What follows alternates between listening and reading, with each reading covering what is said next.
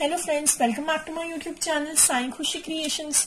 तो आज के वीडियो में मैं आपको गणगौर माता जिस दिन आएंगी घर पर बासेड़ा के दिन आपको कैसे गणगौर लानी है और दूज तक उनकी आपको कैसे पूजा करनी है ये मैं आपको बताने वाली हूँ। पहले मैंने पिंडियों को कैसे बनाना है, पिंडियां हम कैसे बनाएंगे और उन्हें कैसे पूजेंगे उसका वीडियो भी बना दिया है। और ये जो हमारी पांचों गणगौर है, ये पांचों गणगौर हमें कैसे बनानी है इसका भी वीडियो आपको मिल जाएगा। ये मैंने घर पर ही मिट्टी से बनाई है, ये कैसे बनानी है ये भी पूरा प्रोसेस मेरे यूट्यूब चैनल पर डला हुआ है, तो वो भी आप वहां से देख सकते हैं। तो ये पांचों गणगौर की आज से हमें पूजा शुरू करनी है, तो उसकी तैयारी कैसे करनी है और दूज तक यानी तीज से यानी बड़ी गणगौर से एक दिन पहले तक आपको इनकी किस प्रकार से पूजा करनी है वो आज मैं आपको बताने वाली हूँ। तो सबसे पहले बासेड़ा के दिन हमें ऐसे 2 मिट्टी के कुंडे लाने होते हैं। ऐसे 2 मिट्टी के कुंडे हम लाएंगे। एक कुंडे में तो हमें ज्वारे उगाने होते हैं और एक कुंडे में हम हमारी गणगौर माई को बैठाएंगे। ये जो पांचों हमारी गणगौर है इन पांचों को हमें एक कुंडे में बैठाना होता है दूब बिछाकर। जब हम ये कुंडे लाएंगे, गणगौर माई लाएंगे, अगर आप पहले से बाजार से खरीद के ले आए तो घर के बाहर खड़े हो जाएं लेकर और वहां से आप ला सकते हैं। तो हम माटी लाने का गीत गाते हुए इन्हें घर में लेकर आएंगे। इस प्रोसेस से माटी लाने का गीत गाते हुए और भी हम बहुत सारे गीत लाएंगे।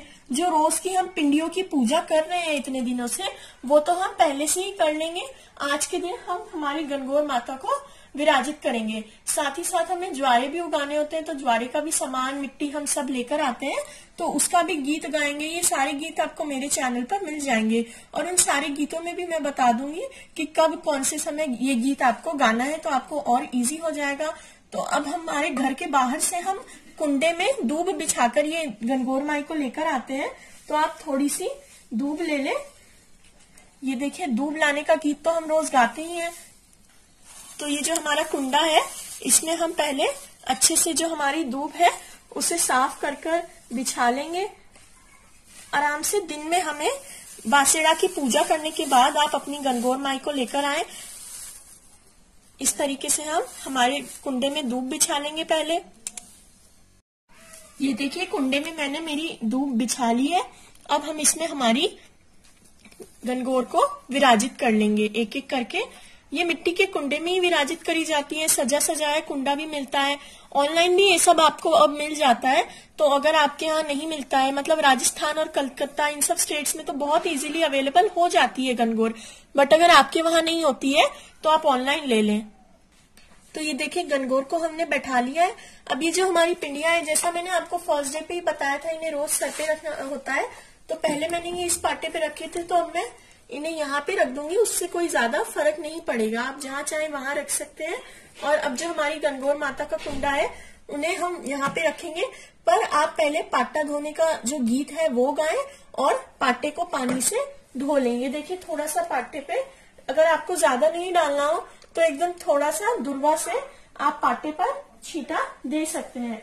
ये देखिए, थोड़ा सा दुर्वा से बस 3 बार छींटा दे दें पाटे पर, ताकि पाटा धोने का गीत आप उस समय में गा पाए। अब इस पर हम हमारी गणगौर माई को कुंडे में विराजित करेंगे। जब हम पूजा करेंगे गणगौर माई की तो हमारी जो पिंडियां हैं वो भी हमारी गणगौर के पास ही होनी चाहिए। जितनी महत्वपूर्ण गणगौर माई है, गणगौर उन्हीं की जितनी इम्पोर्टेंट ये पिंडियां भी है, तो इनकी भी हमें वैसे ही पूजा करनी है।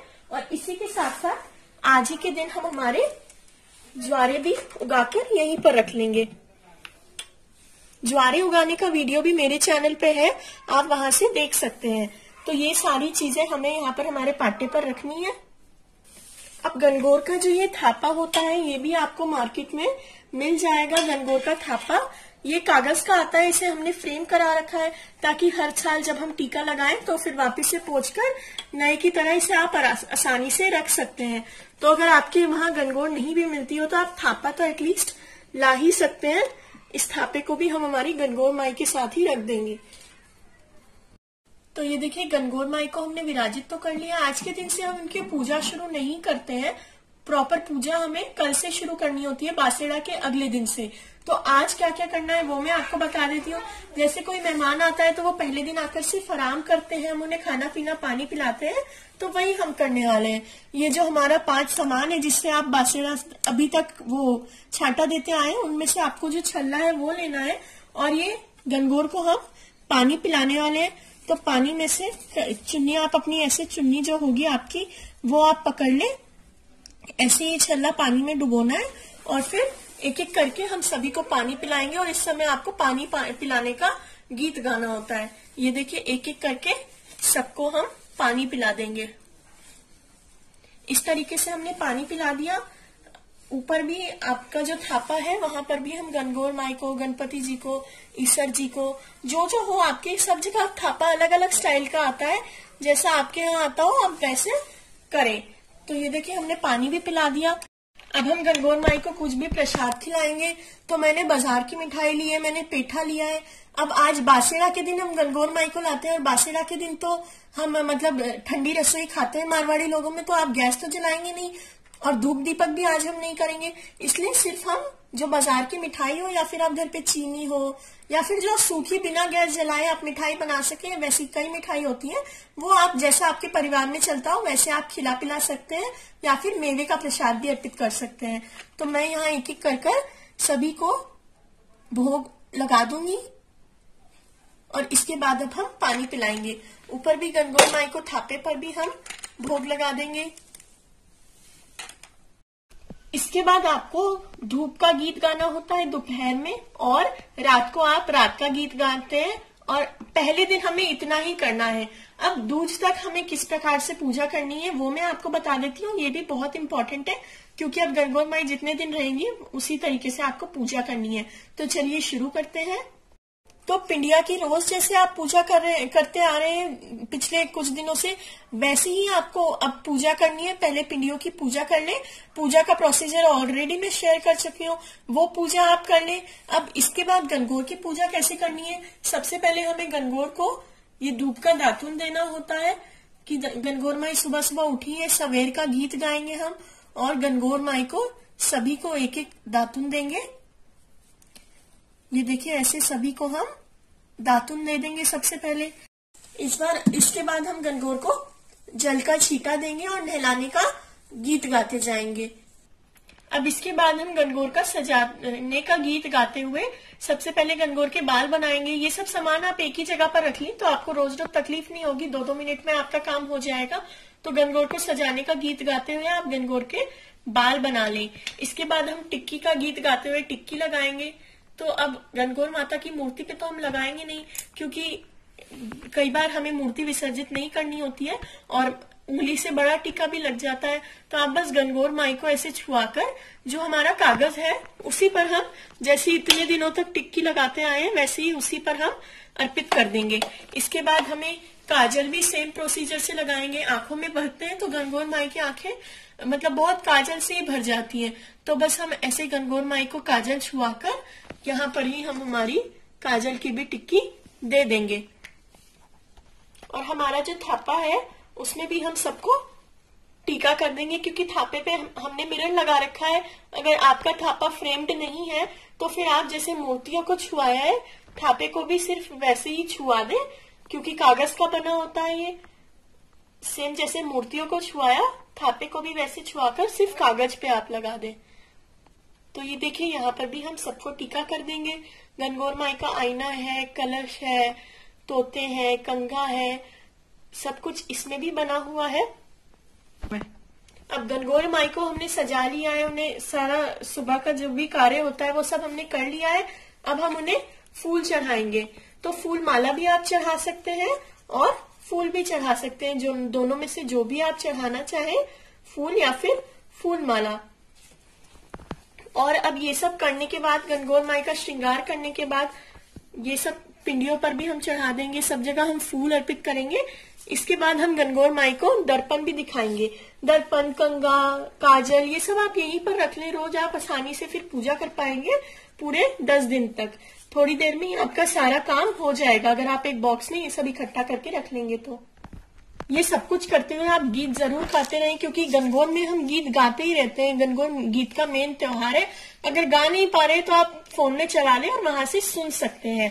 अब हमारी सारी पूजा तो हो गई है। अब हमें जो हमारे ज्वारे हैं वो ज्वारों को हम सींचेंगे और ज्वारे का गीत हम उस समय गाएंगे। इसके बाद आपको कोई भी प्रसाद अर्पित करना है। रोज़ रोज़ आप अलग अलग तरह तरह की मिठाई बना सकते हैं, हलवा, लड्डू, पेड़े, और अगर किसी दिन कुछ ना हो तो उस दिन मेवों का भोग लगा सकते हैं। तो इस तरीके से मैं मेवों का भोग लगा रही हूँ। इसके बाद सभी को भोग लगाने के बाद, सभी को भोग दिखाने के बाद, भगवान को जिमाने के बाद अब हम पानी पिलाएंगे।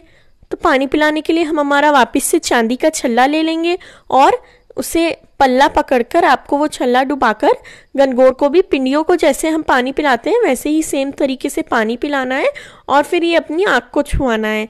तो जो जल है वो भी हम यहीं पर चढ़ा देंगे और प्रसाद भी यहीं पर चढ़ा देंगे।